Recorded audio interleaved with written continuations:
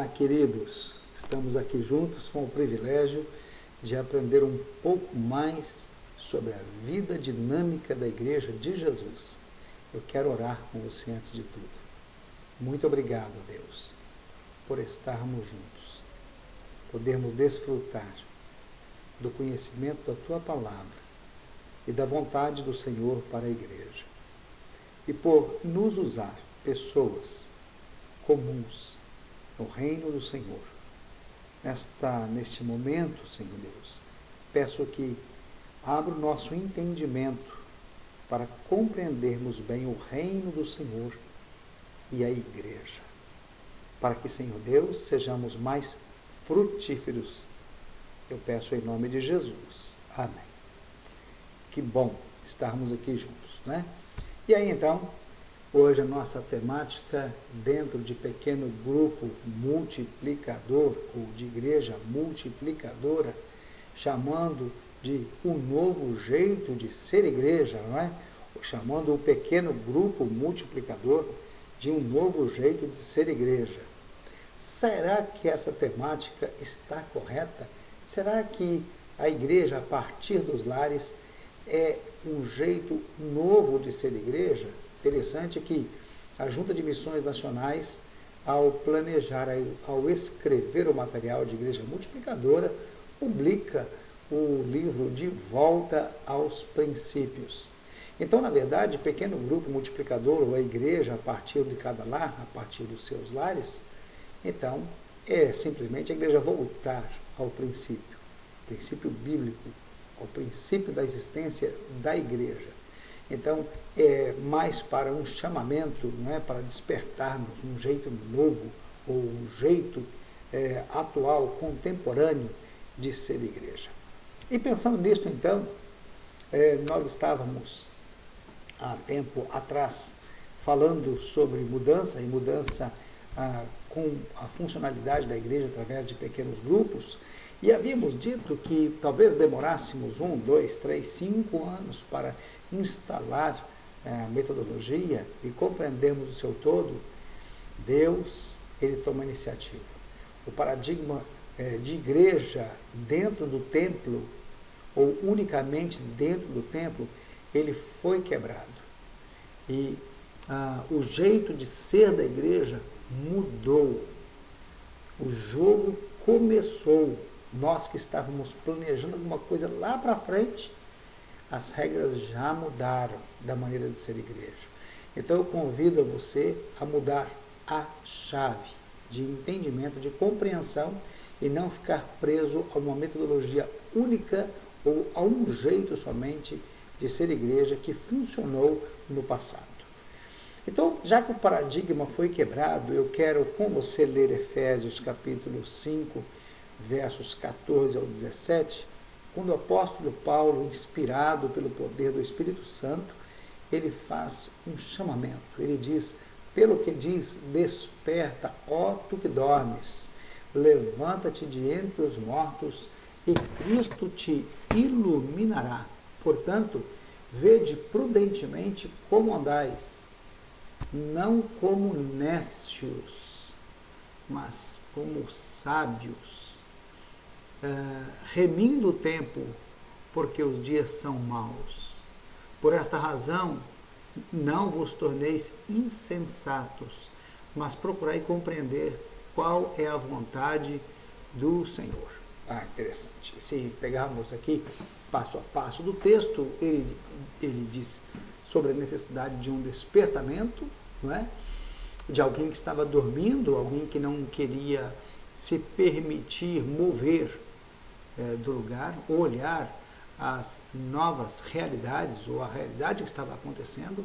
Ele diz assim, você como que dormindo entre os mortos, porque ele diz, levanta-te de entre os mortos. Às vezes nós ficamos com hábitos, costumes que envelhecem ao longo do tempo, metodologias que envelhecem ao longo do tempo.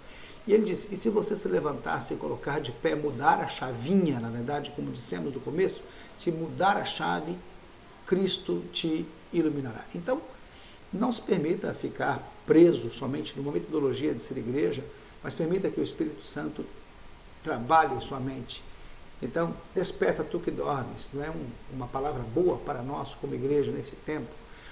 Portanto, vede prudentemente como andais, diz a Bíblia, né? Não como tolos, como nécios, mas como sábios. E ele diz, remindo o tempo, ou seja, o tempo está correndo rapidamente, vamos aproveitar o tempo, e ele diz, porque os dias são maus. E nós sabemos que essa palavra do apóstolo Paulo, ela é profunda e muito atual. Os dias são maus, não é?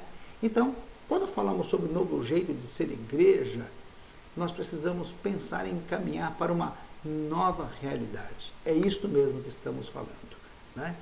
Deus iniciou o processo, Deus não convocou uma assembleia na igreja. Você pensou nisso já? Deus não convocou uma assembleia ordinária ou extraordinária, não tinha quórum para aprovar a vontade de Deus, ou Deus não pediu proposta, ele toma a iniciativa. Deus é Senhor da história. E vivemos um tempo que nós compreendemos isso claramente, esse tempo de pandemia. Deus toma a iniciativa, a igreja ganha um novo rumo, uma nova metodologia de funcionar.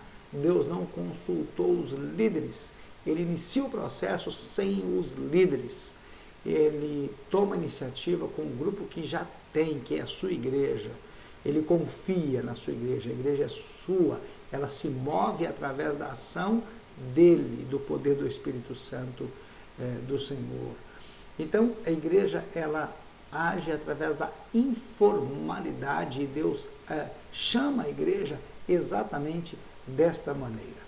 Então, quando pensamos nisto, e voltamos ao longo da história para ver alguns reveses que a igreja passa ao longo da história, nós podemos recordar quando Jesus começa a igreja chamando os discípulos.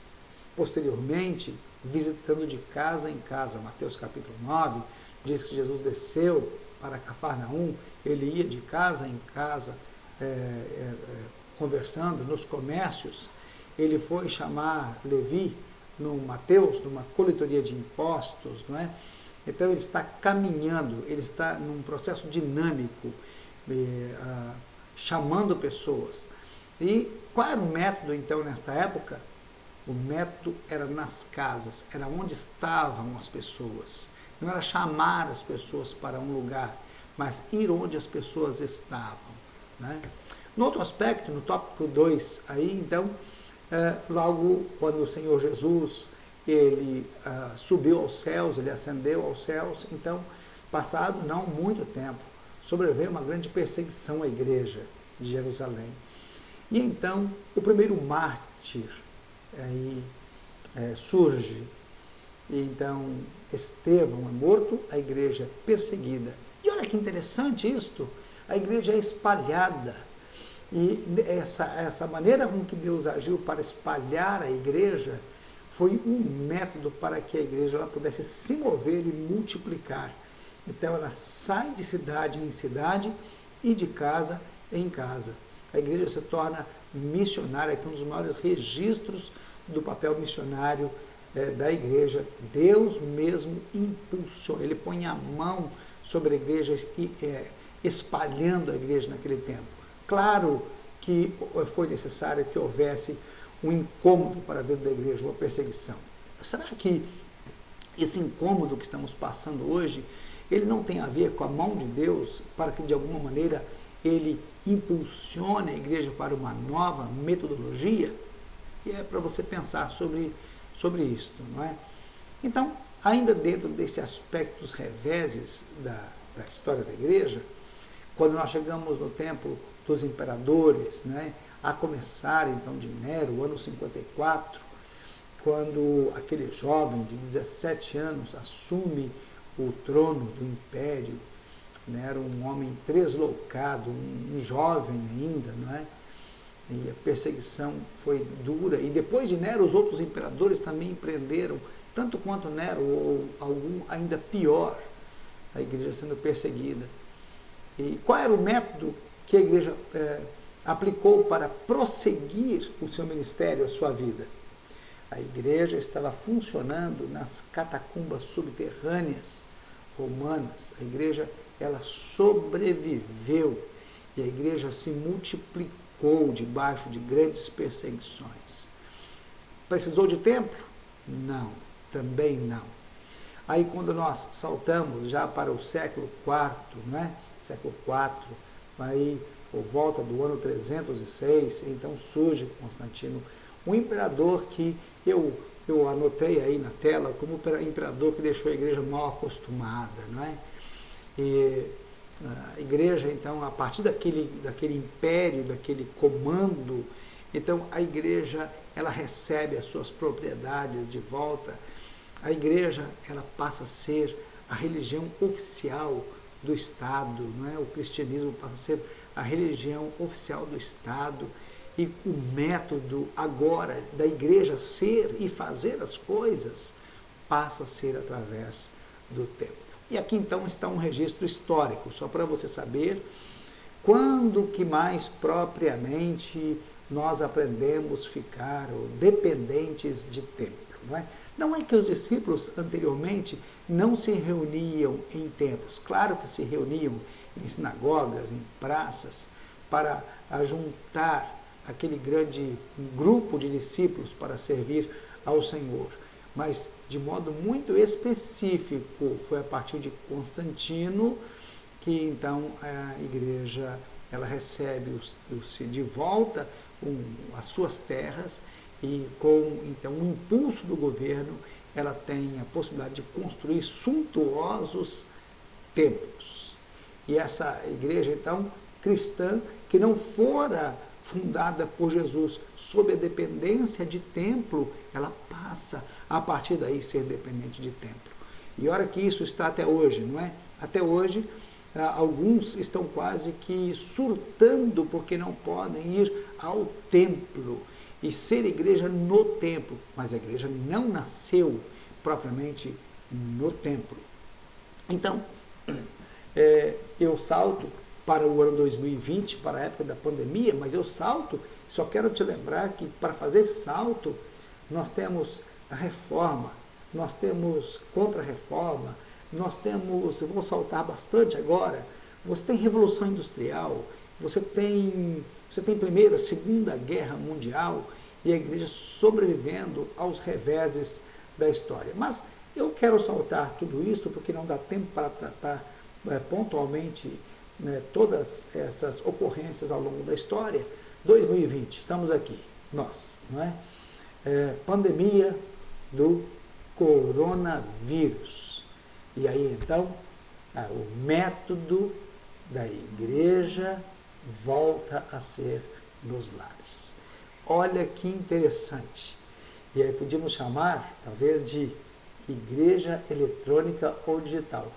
Eu não creio que exista uma igreja eletrônica, nem igreja digital, mas o método de ser igreja, eu posso dizer que é eletrônica ou digital, e eu posso usar esta expressão, não é? Então nós temos uma amostra muito clara de que a igreja ela é mais funcional nos lares. Quando a igreja passa por duras realidades no passado, os lares foram o lugar onde a igreja melhor se sentiu, ela melhor se realizou, o verdadeiro discipulado ele foi desenvolvido. Igreja, quando a gente pensa, eu penso junto com você sobre igreja com templo ou dependente de templo, a igreja, as pessoas, o discípulo fica muito dependente do clero, da liderança, do pastor, fica muito dependente de uma ordem para fazer, enquanto que o discipulado propriamente dito, ele depende da ação do Espírito Santo, onde os crentes, eles são livres e chamados por Deus para fazer a obra que é do Senhor.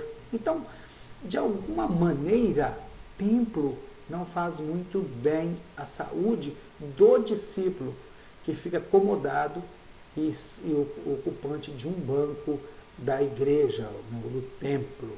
O fato de ele estar ali, bater o cartão, mostrar a carteirinha, não é? E praticar algumas liturgias ou normas da igreja, ele acha que com isso ele está agradando a Deus. Quando, como discípulo, ele não está cumprindo absolutamente nada da vontade de Deus. Ele cumpre regras de uma instituição religiosa. Claro que a igreja precisa ser instituição religiosa para que ela esteja de acordo com as leis do país onde ela está devidamente instalada. Contudo, nós não podemos fechar a nossa mente e servir-nos como meramente religiosos, dependente de uma instituição religiosa. Muito mais do que sermos servos da instituição religiosa, nós somos servos de Cristo e somos discípulos do Senhor Jesus, movidos pelo Espírito Santo de Deus. Então, o discípulo fora do templo, ele tem uma ação muito dinâmica, ele precisa ter uma ação muito mais dinâmica. O discípulo no templo, ele é muito dependente de uma liderança e de um conteúdo que lhe é fornecido. Então, nos reveses da história, a igreja sempre volta à sua origem. Engraçado, né? Faz bem a igreja voltar às suas origens. Por que isto? Porque é o seu nascedouro, é de onde ela vem, ela volta para os lares. Então estamos nós aqui, nos nossos lares, não é? E sendo igreja nos lares, ninguém pode dizer que a igreja está proibida de existir. Os comércios fecharam, as instituições educacionais fecharam, quase tudo fechou. As fábricas fecharam, mas a igreja não fechou. A igreja, ela trabalha de maneira ininterrupta, ela funciona de maneira ininterrupta. A igreja se adapta a toda circunstância e ela se supera em meio a toda circunstância. Alguém disse uma frase, eu não sei de quem é essa frase, mas eu gostei muito ao fazer uma pesquisa, diz assim: o cristianismo ocidental está tão associado com prédios de igrejas que faz com que as reuniões em casa seja contracultural, que seja algo errado. Você pensou nisto? Chega ao ponto de nós acharmos que não estar no templo tem alguma coisa errada, né? Então, veja só, repetindo a frase, o cristianismo ocidental está tão associado com prédios de igrejas, que isso vem desde o século IV, né? Então, está no nosso DNA cristão, infelizmente, a dependência de prédio, de instituição. Então, que faz com que as reuniões em casa, em uma casa, sejam contracultural. Alguém vai dizer que não é bíblico. Nós temos que estar num templo e até dizer que é errado quando a igreja nasce a partir dos lares. Aí então, fica para nós, né, ficam oportunidades de pensar. Quando eu falo sobre PGM, Pequeno Grupo de Multiplicador, eu preciso dizer sobre isto, que é um pequeno grupo multiplicador, e nós estamos incentivando a igreja a se organizar através de pequenos grupos. E eis a oportunidade, Deus deu o start, né? Deus, então, ele deu o pontapé inicial, como aquele jogador de bola, que vai lá, a bola está no meio do campo, e o jogador, ele vai dar o chute inicial. Nós estávamos planejando levar a igreja a trabalhar através de pequenos grupos, e Deus, então, ele estava com muita pressa, eu só posso entender desta maneira. E Deus, então, dá o start, ele mesmo começa o jogo, né? Então, o que é um pequeno grupo multiplicador, um PGM? É um grupo de pessoas que se reúne regularmente, não precisa ser uma vez por semana, pode ser duas, pode ser também quinzenalmente. Recomenda-se que seja pelo menos com uma frequência de um dia por semana, por conta de alguns aspectos que envolvem a edificação espiritual, né? Então, um pequeno grupo de pessoas que se reúne regularmente para glorificar a Deus por meio do fortalecimento de relacionamentos discipuladores e da multiplicação de discípulos. Nesse tempo, então, Esse pequeno grupo, ele pode se organizar de um modo digital através das tecnologias de videoconferências. Algumas adaptações, elas precisam ser feitas em relação à reunião em uma casa, mas em geral dá para se fazer bastante coisa e nós já podemos, como igreja, ir pondo em prática alguma coisa e aperfeiçoar ao longo do caminho quando as coisas voltarem, não ao normal, porque já existe uma frase que é: voltaremos a um novo normal. As coisas não serão de maneira alguma como antes, elas já ganharam uma outra maneira de ser, já mudaram, não é? Então, o pequeno grupo multiplicador, ele existe principalmente para glorificar a Deus através da ação evangelizadora e discipuladora da igreja. Portanto, ide e fazer discípulos de todas as nações, ensinando-os, e aqui está essa ênfase do discipulado, ensinar, ensino, ensinando-os a observar, guardar todas as coisas. Isto é fazer discípulo, a fazer de alguém um discípulo, um seguidor verdadeiro de Jesus, não é? O primeiro aspecto, então, do pequeno grupo multiplicador é relacionamento. Ele existe para que as pessoas se relacionem, elas formem amizade, elas possam estar ali naquele momento para agregar coisas, conhecimento bíblico. Ela se reúne com o objetivo de interceder. As pessoas têm suas necessidades e o grupo então desenvolve a sua espiritualidade intercedendo, orando. Aquele grupo desenvolve uma comunhão tão grande, não é, que passa um zelar pelo outro. Isso é cuidado.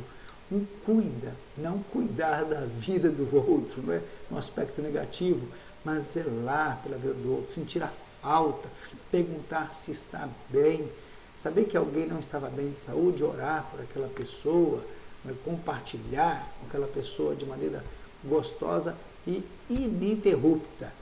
E na sequência, também ensinar o Evangelho que está dentro da função do pequeno grupo. Os crentes vão se fortalecendo, eles vão aprendendo a palavra de Deus, vão estudando o Evangelho do Senhor e, consequentemente, sendo maduros, vão multiplicar discípulos, multiplicando discípulos, naturalmente. É um processo natural. Essa engrenagem ela vai girar de um modo muito natural, uma vez que estamos nos relacionando bem, estamos agregando, uma vez que estamos orando, intercedendo, zelando, uma vez que estamos ensinando o Evangelho puro, verdadeiro, claro, sem rodeios. É muito natural que as pessoas sejam muito abençoadas e, naturalmente, através do relacionamento discipulador, cada um convidando um outro para estar nas reuniões, naturalmente o grupo vai se multiplicar, né? Ok. Você parou para pensar o que é o encontro, então, do pequeno grupo multiplicador? Né? Como é que se desenvolve esse encontro? A pergunta, então, é o que não é um pequeno grupo. Porque nós acostumamos tanto com a formalidade de um processo litúrgico, de um jeito de fazer culto, que se nós formos para uma casa, nós queremos fazer como se estivesse num culto. Vai ter alguém para dirigir, vai ter alguém para fazer a oração, em seguida vai ter alguém para cantar e tocar, depois em seguida alguém para fazer uma reflexão, alguém orar pelos pedidos e todos viram as costas e vão embora. Tudo isso, entre aspas, poderá ter numa reunião de pequeno grupo. Claro que poderá. Mas o que não é um pequeno grupo? Então partimos por aí. Um pequeno grupo não é um clube. Ele não é uma panelinha. É um grupo de pessoas que se reúnem toda quinta-feira, toda segunda-feira, e eles formam uma panelinha fechada. Não é uma organização, não é algo estático. Ao contrário, um pequeno grupo é muito dinâmico. Não é alguém que se reúne por um dia por semana e por isso ele é um pequeno grupo que reúne um dia por semana. Não! O fato de reunir um dia por semana não determina o ser o pequeno grupo, porque pode se reunir 2 dias por semana ou quinzenalmente, não sei qual vai ser a melhor metodologia. Então, um pequeno grupo também não é uma sala de aula, lugar de parar e dar uma aula de 45 minutos, 1 hora para o aluno que está ali. Normalmente, esse jeitão nosso, ele é hierárquico, não é? Alguém que sabe mais ensina ao que sabe menos. Não é também apenas um estudo bíblico, chegar e jogar um conteúdo e virar as costas. Não é um grupo de terapia, pessoas que estão com problemas.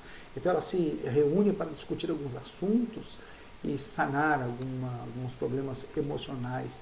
Também não é somente um grupo de oração, ainda que possa ter oração e terá oração nesse grupo. Também não é um grupo de trabalho para desenvolver alguma tarefa que lhe foi atribuída, né? O que é um pequeno grupo, então? Um pequeno grupo são discípulos que geram discípulos. Discípulos de Jesus, muito conscientes de que estão ali por serem discípulos de Jesus e que estão ali para gerar discípulos. Eles cuidam uns dos outros, no sentido de zelar, no sentido de se preocupar um com o outro, não é? Você imagina um grupo de um determinado bairro que tem 5 pessoas, 8 pessoas, 10 pessoas se reunindo, tem mais condições de zelar pela vida um do outro. E é interessante isso, porque certa vez uma igreja batista que passou pelo processo de transição, ainda estava no processo bastante adiantado, não é? Uma vez um grupo de irmãos, então, um grupo mais antigo, de pessoas de mais idade, algumas pessoas resolveram não fazer parte de nenhum pequeno grupo. Era a maneira da pessoa se expressar de que gostava daquele jeitão de ser igreja, aquela liturgia antiga, né? Então não fazia parte. Um dia, essa senhora ficou doente, e aí então, os membros naturalmente não visitam assim tanto no hospital quanto o pastor como um dever pastoral de cuidado. Passado algum tempo, o pastor então, ele foi visitar essa senhora no hospital. E ela lhe perguntou: pastor, por que ninguém me visitou ainda? E ele perguntou a ela: a senhora faz parte de algum pequeno grupo? De um grupo multiplicador? Ela disse: não, eu não faço. Então ele disse: é porque na verdade a tarefa da visitação ela tem um trabalho muito mais eficaz através dos grupos pequenos, porque as pessoas elas cuidam de si mutuamente. O pastor não dá conta de visitar a todos. E ele disse: se a irmã fizesse parte de um desses pequenos grupos, certamente 1, 2, 3 irmãos já teriam vindo aqui te visitar no hospital, não somente à espera do pastor para que ele venha, não é? O pequeno grupo é um lugar de relacionamento espiritual, de crescer espiritualmente. Também é um lugar de estudo bíblico, porque como vamos crescer espiritualmente se não estudarmos as escrituras sagradas? É um lugar de oração, é um lugar de socorro espiritual. Se é um lugar de oração, de intercessão, é um lugar de compartilhar as nossas necessidades, não é? Então é um lugar automaticamente de socorro espiritual. Também um lugar de socorro social. É mais fácil uma pessoa que tem algumas necessidades serem vistas num grupo pequeno do que numa igreja, na multidão de pessoas. Ok, queridos? Estamos no pequeno grupo, vamos desenvolver, e eu pergunto: qual é o roteiro para funcionar um pequeno grupo? Você vai começar um pequeno grupo, e você então vai começar um pequeno grupo digital, através das mídias sociais, através de videoconferência. Então, como é que você vai fazer o roteiro? O roteiro ele é semelhante ao que aconteceria se fosse presencial no lar. Claro, tudo tem que ter uma organização. Um pequeno grupo, ele não é tão formal quanto os cultos numa igreja. Ele é mais informal, mas ele tem uma sequência, ele tem uma ordem para que as pessoas saibam quando começa e quando termina. Só que é flexível. Então, nesse sentido, terá um tempo para a palavra de Deus, um tempo para compartilhar, um tempo para orar, terá um tempo para falar sobre as necessidades da igreja como um todo, não é? Tem igreja que tem 100 pequenos grupos, 200 pequenos grupos, 1000 pequenos grupos. Depende do tamanho da igreja, depende da boa vontade das pessoas se organizarem em grupos pequenos. Quando falamos sobre o tempo da palavra, é muito importante que o expositor conheça o assunto que vai apresentar, que seja objetivo. Num pequeno grupo, não é um sermão de 1 hora, 40 minutos. Não, é uma exposição de 15, 20 minutos, para que as pessoas tirem as lições práticas. E quando nós pensamos nisto, então, o pregador ou a pessoa que vai trazer a reflexão, ele direciona as perguntas às pessoas, ele envolve as pessoas na discussão do texto bíblico. Não é como uma pregação de um púlpito, quando há um monólogo, né? É uma palavra profética, onde o pastor, semelhantemente ao profeta, ele traz uma palavra inspirada com uma palavra de Deus, e as pessoas não têm a oportunidade de interagir. Então, não é um diálogo, é um monólogo. No caso de um pequeno grupo, então, terminado aquele período de exposição de 10, 15 minutos, então, a pessoa que traz a reflexão, o líder do pequeno grupo, direciona, aplica para as vidas das pessoas, não é? E em todo pequeno grupo, ou em todo grupo de pessoas, alguém gosta de monopolizar. Então, o líder vai tomar cuidado para que as pessoas que se destaquem como monopolizadoras. O que é isso? Pessoa que só ela quer falar, só essa pessoa quer, em todo o assunto, ela tem uma pergunta para fazer, ela tem uma afirmação, ela tem um conselho, essa pessoa sempre quer falar. Na verdade, há pessoas que são compulsivas para falar. Há pessoas que têm que falar, ela precisa falar. Se ela não se falar, ela não se contém e até se desentende com quem não permitiu falar. Mas o pequeno grupo não é lugar para isto, não é? Para que uma pessoa monopolize como se fosse senhor da verdade ou como fosse a sua necessidade de descarregar e falar. Não, então o líder precisa controlar essas situações, não é? Ele controla o tempo das perguntas, a participação, e ele não permite que aqueles sabichões, né, que querem mostrar conhecimento, não permite que traga discussões teológicas polêmicas, né? Foi feita uma abordagem no texto bíblico e alguém quer criar um clima pesado e então traz uma pergunta que deixa uma situação muito delicada no grupo, tentando mostrar conhecimento, sabedoria, né, e polemizando as situações. O pequeno grupo não é lugar de polemizar, é lugar de edificação espiritual. Todos têm que sair com alguma edificação espiritual. Tá? Ok? Então, nesse pequeno grupo, uma coisa muito preciosa que existe é o tempo de compartilhar.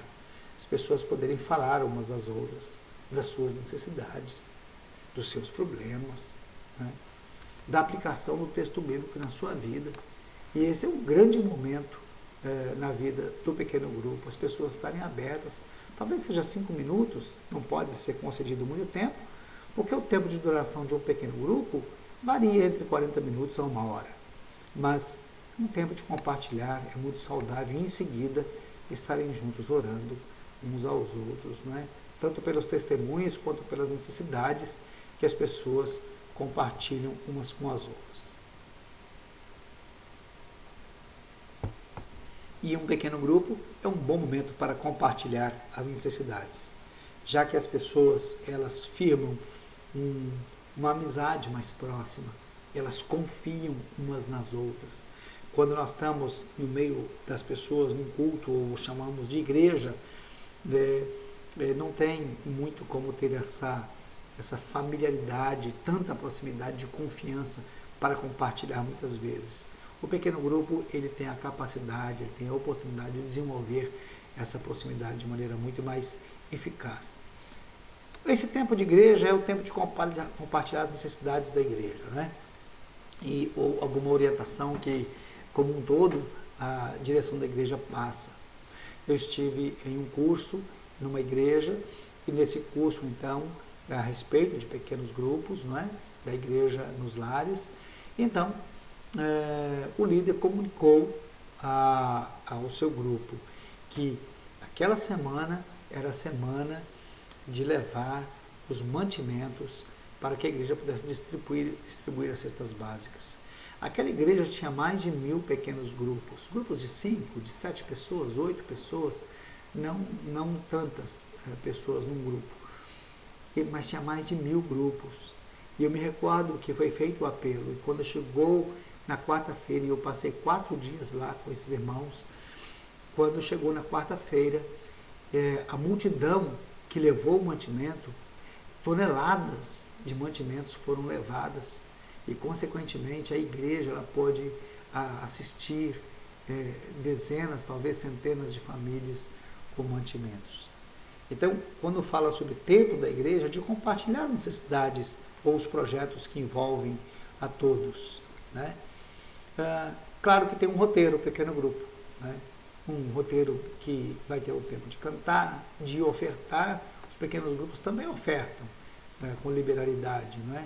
Tempo de multiplicar, tempo de cantar.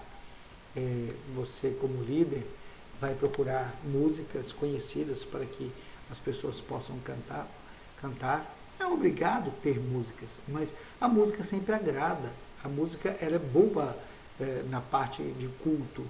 Os salmos, eles são expressões de músicas cantadas pelos hebreus em geral. E Deus gosta de música. Elas precisam ser músicas fáceis, tranquilas. É preciso ter um violonista? Não. É preciso ter um pianista? Não, não é preciso. Porque, na verdade, a reunião nos lares, ela não tem essa conotação de formalidade. Pelo contrário, é informalidade. Tá? As pessoas podem se expressar de maneira melhor. Então, e aí a gente dá um conselho. Não tente reproduzir num pequeno grupo, a adoração do culto dominical, do mesmo jeito, com o mesmo brilho, o mesmo número de pessoas tocando. Não existe isso. Esse não é o objetivo do pequeno grupo. É uma adoração do pequeno grupo, simples, espontânea, informal. Tá? Não é necessário que tenha instrumentos, não é necessário que utilize hinários, não é necessário que use CDs para fundo musical. Pode ter? Claro que pode, mas é uma reunião informal, com uma organização, uma metodologia, um roteiro. Quando nós falamos sobre o tempo de ofertar, é porque os pequenos grupos, eles remetem para a tesouraria da igreja aquilo que foi arrecadado nos seus encontros. Porque uma igreja que funciona através de pequenos grupos, muitas vezes não tem os seus encontros cotidianos ou semanais ou dominicais. Depende de cada igreja, como ela funciona. Há igrejas que têm o culto, o grande culto, no final de semana, no domingo, por exemplo, ou no sábado, mas os pequenos grupos, então, eles dão a oportunidade às pessoas desenvolverem liberalidade, doar para o reino de Deus. Né? Tempo de reflexão, tempo de agir com naturalidade, agindo, né, com a sua oferta, não é, de maneira espontânea, não é? Entendendo que a nossa oferta era para desenvolver um dos aspectos de igreja multiplicadora, que é compaixão e graça. A igreja, ela existe para também agir com compaixão para com aqueles que estão de fora e de dentro, e graça e misericórdia do Senhor. Dedicação de vidas. Né? Quando pensamos em tempo de multiplicar, nós estamos falando diretamente sobre evangelização. No começo, quando falamos o que não é um pequeno grupo não é um clube, não é uma panelinha. Por quê? Porque esse pequeno grupo, tendo pessoas que vão chegando nele, ele vai se multiplicar e ele gera um outro grupo. Ele começou com 3 pessoas, quando ele chegou a 10, 12 pessoas, ele gera um outro grupo, 8 pessoas, não tem um número definido, mas ele gera um outro grupo, ele marca, inclusive, uma reunião especial do pequeno grupo para multiplicar. Muitas igrejas fazem o culto no templo, o culto da multiplicação, e chamam os líderes e, então, conferem autoridade aos novos líderes que vão assumir um outro pequeno grupo. é uma igreja que multiplica através do evangelismo relacional. Porque no pequeno grupo é mais fácil de você levar um amigo. Ah, tem uma reunião em minha casa, vamos lá. Tenho amigos que vão estudar a palavra de Deus, vamos orar, e as pessoas vão com mais facilidade no pequeno grupo do que no templo, né? Tem um cartão de oração, nós fizemos na nossa campanha aí para Casas de Paz, onde coloca-se 5 nomes como alvos de oração. Então você pode, no pequeno grupo, usar nomes de alvos de oração para que sejam salvas por Jesus, né? E aí o pequeno grupo ele precisa trabalhar, conversar sobre a necessidade de compartilhar Cristo. O pequeno grupo ele não é um local somente para a satisfação daquele grupo de estar juntos, mas estar juntos com o objetivo de trazer as pessoas do seu relacionamento para que elas conheçam a palavra de Deus. É para compartilhar Cristo. E se torna muito mais prático no pequeno grupo, tá?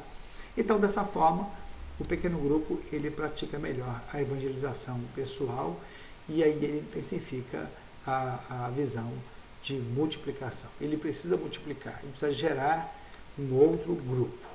Isso é interessante.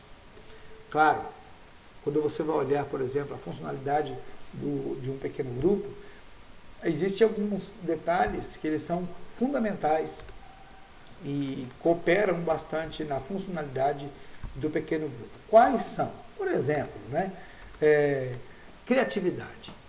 Um pequeno grupo, ele não é engessado, né? Ele não precisa fazer obrigatoriamente as coisas que o outro pequeno grupo faz, mas ele pode criar.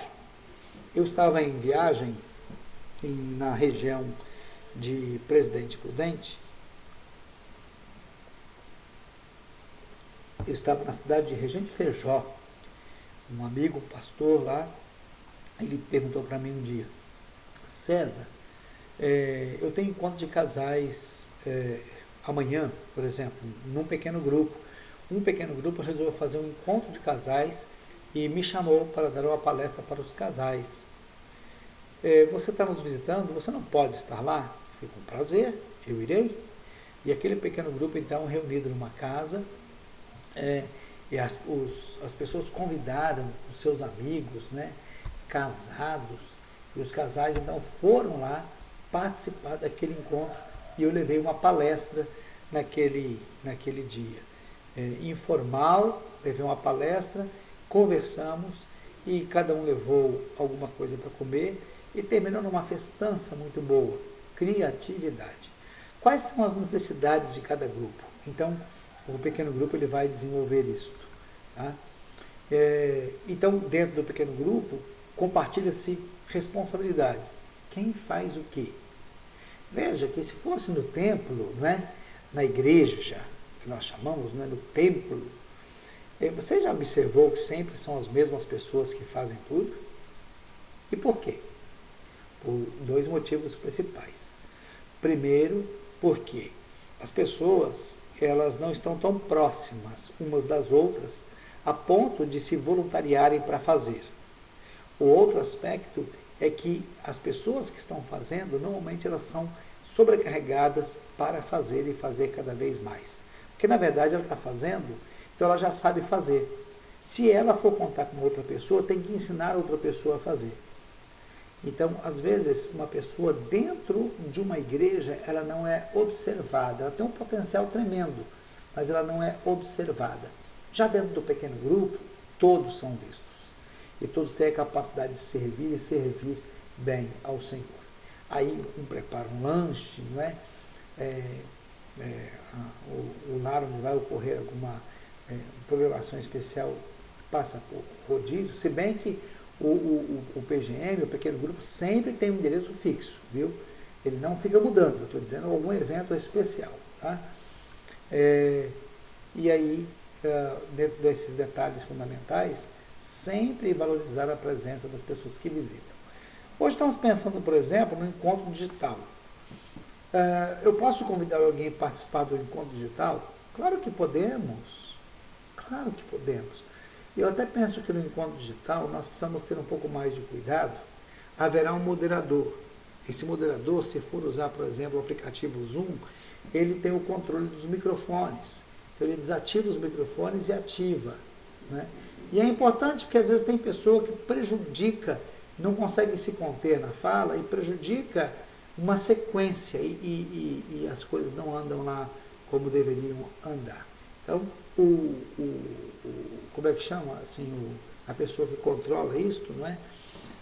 O anfitrião, ele tem o controle disto e as pessoas precisam saber e respeitar esta figura de quem está controlando. Mas o visitante, ele é bem reconhecido, ele pode se sentir amado no momento em que os microfones são abertos e as pessoas então podem saudar, não é? E expressar alegria por estar recebendo ali aquela pessoa. Então, tratar bem é alguma coisa que não precisa nem falar muito sobre isso, não é? Muito bem. O líder do pequeno grupo presta um relatório. Ele informa sempre ao supervisor do seu grupo e normalmente na igreja é feita uma estrutura onde uma pessoa ela coordena 2, 3, 4, 5 grupos. Então, por exemplo, o líder de um grupo, a cada término, ele informa quantas pessoas tiveram presentes, quantas pessoas deram testemunhos, porque a igreja depois ela tem um relatório geral disto para ela compartilhar com todos, né, os testemunhos, o que Deus tem feito, relatórios também financeiros. Num relatório geral, esse líder pode fazer os seus apontamentos, tá? Vou passar aqui rapidamente. Ele aponta a presença dos visitantes, número de membros listados, número de pessoas já incluídas no processo de relacionamento discipulador, né? Olha, o relacionamento discipulador. E isso aqui nós vamos aprender bastante ainda. Quais as pessoas que nós chamamos para participar do pequeno grupo? Quem está dentro do meu ciclo de relacionamento, da minha amizade. Então, eu trago alguém que é do meu círculo de relacionamento. Eu o convido para estar.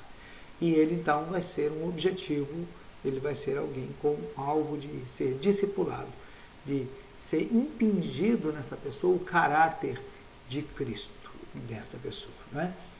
Nesse relatório consta o número de pessoas envolvidas no grupo, não é? Alguém pergunta assim, é possível que tenha pequeno grupo de criança? Claro que tem. E tem igrejas fazendo um trabalho muito bem sucedido com crianças em pequenos grupos, com metodologia talvez um pouco diferente, não é? Com adolescentes, um pouco diferente, um pouco mais informal, não aquela coisa muito quadradinha como às vezes nós adultos costumamos pensar, mas com crianças os pequenos grupos podem funcionar naturalmente, ok? E são uma bênção. Então, eu quero partir para o encerramento com você. Minha afirmação desde o começo é: o paradigma foi quebrado. O jeito de ser igreja mudou. Então, meu irmão, a minha palavra hoje a você é nesse sentido, tá bom? Nós não temos que esperar uma orientação do pastor para começar a organizar-nos como pequenos grupos, tá? Nós temos que nos mover, já que a partir daí nós temos uma igreja mais informal, sem aquele gerenciamento pastoral direto, né, sem uma pessoa mandando, não é? Mas com várias pessoas pensando e agindo simultaneamente. Uma coisa interessante na Igreja Nova Sião é que não existe uma liderança autoritária. Existe uma liderança com líderes que compartilham. Então, é uma liderança compartilhada. O pastor não é o faz-tudo. Então, isso nos facilita transitar ou caminhar para a mudança de pequenos grupos. Então, nós temos líderes e eles se reúnem. Por exemplo, eu cito aqui o caso do Cezinha. O Cezinha e a Cris têm reunido a família e eles têm feito cultos cotidianamente lá, né, com essas pessoas. Isso é um pequeno grupo.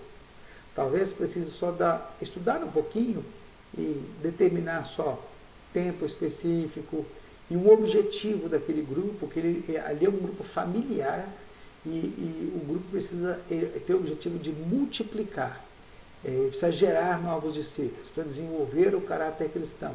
Então, talvez é só dar uma alinhada, mas já tem um grupo ali funcionando, e com muito boa vontade eu tenho visto ali eles se reunindo. Mesmo em meio à pandemia, como são família e tem convívio, eles se reúnem para cultos. Diariamente eu estava vendo então as publicações. Ok? Quando é que nós temos que começar? Meu irmão, o jogo já começou. As regras já mudaram de forma de ser e agir como igreja. E a nossa chavinha tem que ser remudada. Nós já temos que começar.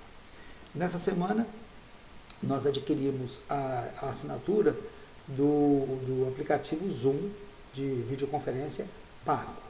Não é? Porque o gratuito tem uma limitação de tempo. O pago não tem limitação.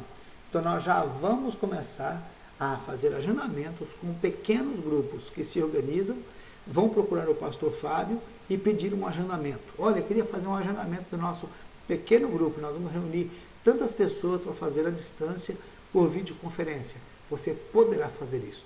Então já é uma implementação que estaremos fazendo. Logo teremos melhores orientações sobre isso. Tá? Então, quer saber de uma coisa? Desperta tu que dormes. Né? Eu tenho que falar para mim também, como pastor, que fomos pegos de surpresa. Desperta tu que dormes e levanta-te de entre os mortos e Cristo te iluminará. Então, eu entendo assim nesse texto. Eu tenho que levantar dentre os mortos e dar o primeiro passo. O resto o Senhor vai dirigir. Eu não preciso saber tudo, eu não preciso ter todo o conhecimento sobre todas as estratégias, não. O Espírito Santo haverá de nos ensinar ao longo do caminho. Então, é muita dependência de Deus. Amém? Então, pequeno grupo multiplicador.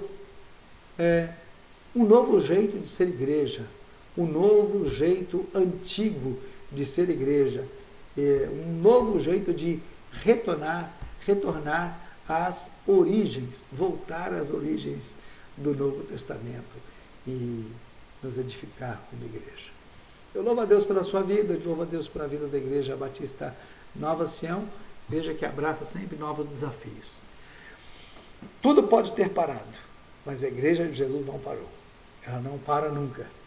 A Igreja de Jesus é eclética, flexível, e ela não existe num modelo só, num método só. O Evangelho, sim, ele é um só, mas a maneira de aplicar o Evangelho, ela é variável. Então, os métodos são diversos. O Evangelho tem que ser sempre o mesmo, puro, íntegro e verdadeiro. Quero desafiar, então, você, irmão, que tem o desejo de formar um pequeno grupo, você pode se apresentar a nós. Você vai nos procurar. Você pode procurar o Nivaldo.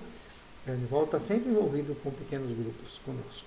Você pode procurar o pastor Fábio e nós já vamos organizar pequenos grupos para que, por videoconferência, tenham seus encontros e possam cultuar ao Senhor Deus. Amém? Muito obrigado por sua participação. Espero que você tenha recebido um conteúdo compreensível, né? Que tenha te abençoado bastante. Vamos orar? Obrigado, Deus, pela oportunidade que o Senhor nos concede de, como discípulos do Senhor, passar por essa fase de transição, Senhor, que estamos passando. Passar por esses momentos onde o Teu Espírito Santo nos dá criatividade, Senhor Deus, para fazer a obra do Reino. Dá-nos, Senhor Deus, sabedoria e criatividade, para que o nome do Senhor seja glorificado, para que novos discípulos eles possam surgir com o caráter de Jesus, com a mente de Cristo. Abençoa-nos para que nós sejamos verdadeiros discípulos, Senhor. Eu peço em nome de Jesus. Amém. Deus te abençoe, meu irmão.